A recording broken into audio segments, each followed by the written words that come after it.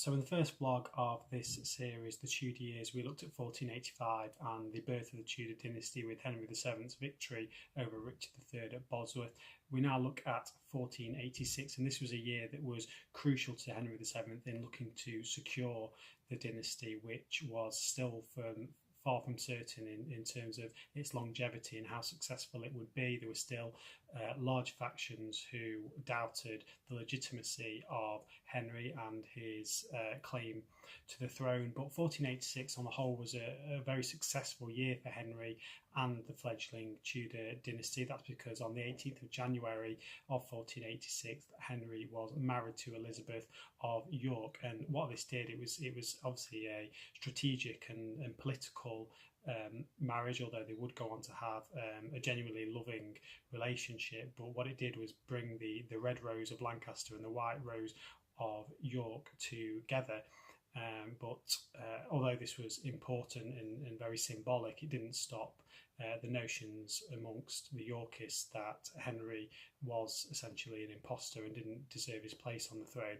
What helped secure Henry's position and strengthen his position was what then followed, and that was that Elizabeth very quickly fell pregnant, and in September the 20th of 1486, she gave birth to, crucially, a son. Now this son was genuinely and without dispute half Lancaster, half York, and this did solidify his position.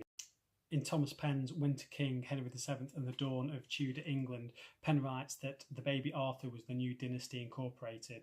Joyed may we be, minstrels sang, our prince to see, and roses three, red for Lancaster, white for York, and a new rose in which the two colours were intermingled, a rose both red and white. Yet what Penn also goes on to write is that as the dynasty took its first uncertain steps, conspiracy had already seeded itself, and conspiracy manifested itself in 1486 in the form of the Lovell Rebellion. Now, Francis Lovell was a Yorkist former councillor under Richard III, and along with associates including Thomas and Humphrey Stafford, he looked to raise forces against the king in Yorkshire whilst Henry was on his summer progress in the north.